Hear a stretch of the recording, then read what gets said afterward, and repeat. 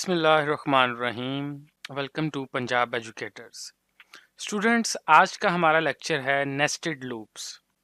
आज के लेक्चर में हम देखेंगे कि नेस्टेड लूप्स क्या होते हैं, इनका स्ट्रक्चर कैसा होता है और ये किस तरह काम करते हैं। तो स्टूडेंट, चलते हैं अपने लेक्चर की तरफ। Nested loop: when we use a loop inside another loop, it is called nested loop structure. जब हम एक लूप के अंदर एक और लूप इस्तेमाल करते हैं तो ऐसा स्ट्रक्चर नेस्टेड लूप कहलाता है।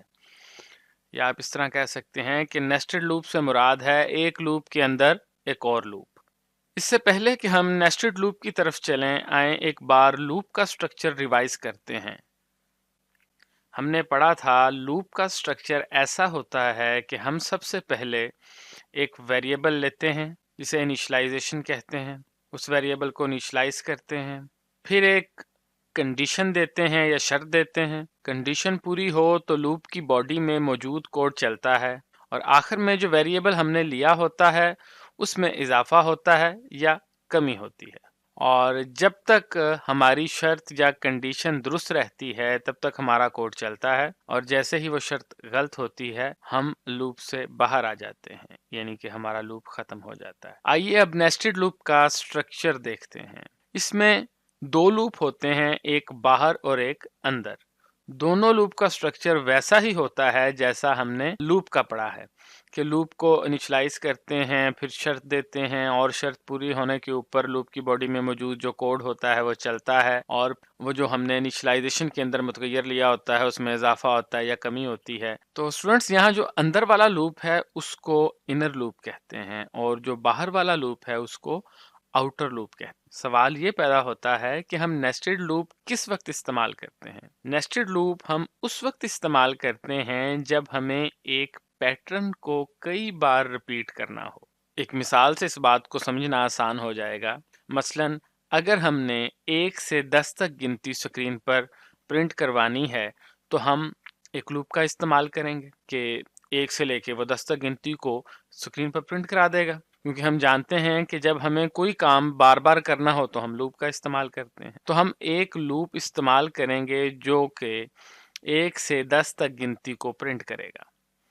लेकिन अगर हम 1 से 10 तक गिनती बार बार प्रिंट कराना चाहते हैं, मसलन 5 बार प्रिंट कराना चाहते हैं, तो फिर हम एक और लूप लेंगे, यानी कि 2 लूप हो जाएंगे। एक लूप 1 से 10 तक गिनती प्रिंट करेगा और दूसरा लूप ये कंट्रोल करेगा कि ये गिनती, ये पैटर्न 5 बार रिपीट हो। आए अब इस प्रोग्राम का कोड देखते हैं और मजीद समझने की कोशिश करते हैं कि नेस्टेड लूप कैसे काम करता है। Write a program that 5 times displays the numbers from 1 to 10। एक प्रोग्राम लिखें जो 5 मरतबा 1 से 10 तक गिनती को स्क्रीन पर जाहिर करे। हमारी इस प्रॉब्लम में दो मेन काम हैं। एक कि हमें 1 से 10 तक गिनती प्रिंट करनी है, दूसरा हमें ये गिनती 5 मरतबा प्रिंट करनी है। तो आइए इस मसले का कोड समझते हैं और लिखने की कोशिश करते हैं और देखते हैं ये कोड किस तरह काम करता है और क्या आउटपुट देता है। स्टूडेंट्स, हम जानते हैं कि हमें इस प्रॉब्लम में दो काम करने हैं। पहला ये कि हमें 1 से लेकर 10 तक गिनती प्रिंट करनी है। उसके लिए हम एक सिंपल फॉर लूप लेंगे, उसे 1 से लेकर 10 तक चलाएंगे और उसकी वैल्यू को प्रिंट करा देंगे, जिस तरह के जो आपके सामने कोड नज़र आ रहा है। ये लूप जो सा है, जब ये चलेगा तो 1 से लेकर 10 तक गिनती स्क्रीन पर दिखा देगा। लेकिन हमारा मसला ये है कि हमने 1 से लेकर 10 तक गिनती 5 मरतबा स्क्रीन पर दिखानी है। तो ये जो लूप है, ये इनर लूप है, ये 1 से लेकर 10 तक गिनती दिखा देगा, लेकिन हमें एक और लूप भी लेना पड़ेगा जो इस बात को कंट्रोल करे कि ये गिनती 5 दफ़ा स्क्रीन पर जाहिर हो। तो उसके लिए हम एक आउटर लूप लेंगे जो 1 से लेकर 5 तक चलाएंगे हम। तो स्टूडेंट्स, आइए सारे कोड की वर्किंग देखते हैं। सबसे पहले हमने एक लूप लिया और जैसा कि हम जानते हैं कि हर फॉर लूप के अंदर हम उसे इनिशियलाइज करते हैं काउंटर वेरिएबल लेकर।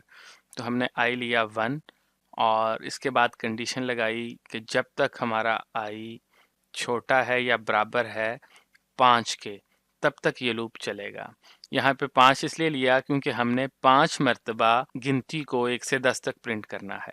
और हम जानते हैं कि कंडीशन दुरुस्त होने के बाद लूप की बॉडी में मौजूद जो कोड होता है वो चलता है। तो हमारा जो लूप है आउटर लूप, उसकी बॉडी के अंदर एक और लूप मौजूद है तो वो चलेगा। हम देखते हैं कि इस लूप के अंदर क्या है। इस लूप में हमने काउंटर वेरिएबल लिया जे, जिसको हमने 1 से लेकर 10 तक चलाना है। तो हमने जो अपनी कंडीशन यहाँ पे रखी, जो शर्त रखी, वो ये थी कि जब तक हमारा जे 10 से छोटा या बराबर रहे तब तक ये लूप चलेगा। यानी कि ये वाला लूप हमारा 1 से लेकर 10 तक चलेगा। और हमने कीमत देखी जे की 1, और उसके बाद कंडीशन चेक की, 1 छोटा है 10 से, कंडीशन ट्रू हो गई। कंडीशन ट्रू होने के ऊपर जो लूप में मौजूद कोड है वो चलेगा। वो है कि प्रिंट एफ जे, कि जे की जो भी कीमत है उसे प्रिंट कर दो। तो जे की कीमत क्या थी जी? 1 स्क्रीन पर जाहिर हो जाएगा। उसके बाद आखिर में हमें पता है कि हमारे जो काउंटर वेरिएबल में इजाफा या कमी होती है तो जे प्लस प्लस होगा और जे की कीमत कितनी हो जाएगी? 2। उसके बाद हम दोबारा कंडीशन चेक करेंगे कि क्या 2 छोटा है 10 से, तो कंडीशन ट्रू हो गई। हम दोबारा नीचे आएंगे लूप की बॉडी में और दोबारा 2 प्रिंट होगा क्योंकि लूप की बॉडी में जो स्टेटमेंट है वो लिखी है कि जे को प्रिंट कर दें। प्रिंट होने के बाद फिर जे में 1 का इजाफा होगा। अब हमारा जे हो जाएगा 3। फिर कंडीशन चेक होगी, 3 10 से छोटा है और 3 प्रिंट होगा। इजाफा होगा जे के अंदर, जे हो जाएगा 4। कंडीशन दुरुस्त है, 4 10 से छोटा है और नीचे कोड फिर चलेगा, 4 प्रिंट हो जाएगा। उसके बाद फिर 1 का इजाफा होगा, 5 प्रिंट हो जाएगा। फिर 6 प्रिंट हो जाएगा। फिर जे में 1 का इजाफा होगा, जे हो जाएगा 7।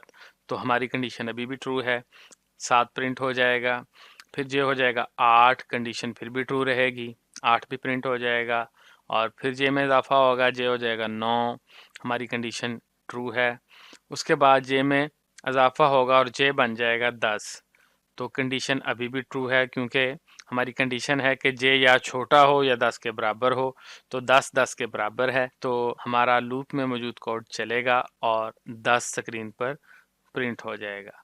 अब प्रिंट होने के बाद जे में 1 का इजाफा हो जाएगा और जे हो जाएगा 11। अब हम कंडीशन चेक करेंगे तो 11 जोन सा है वो छोटा नहीं है 10 से, तो ये हमारी कंडीशन फॉल्स हो जाएगी, गलत हो जाएगी।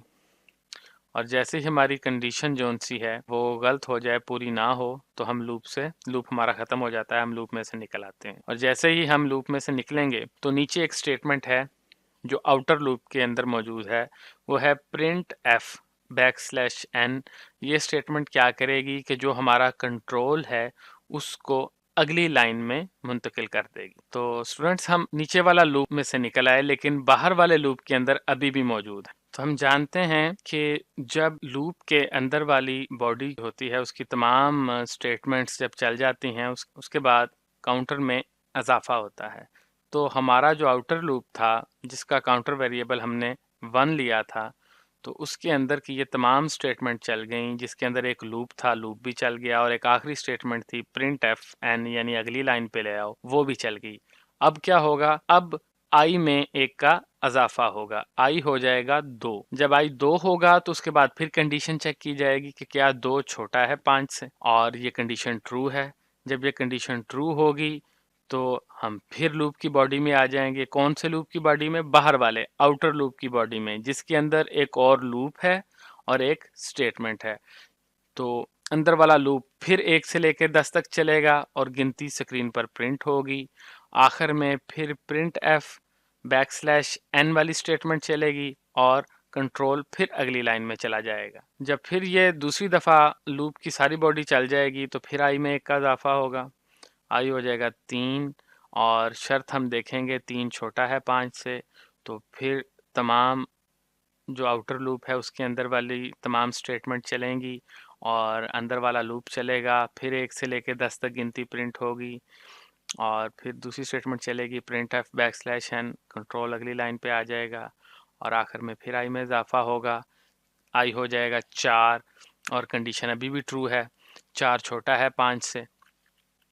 और फिर अंदर वाला लूप चलेगा और 1 से लेकर 10 तक गिनती प्रिंट होगी और कंट्रोल अगली लाइन में चला जाएगा। आखिर में आई की कीमत हो जाएगी 5।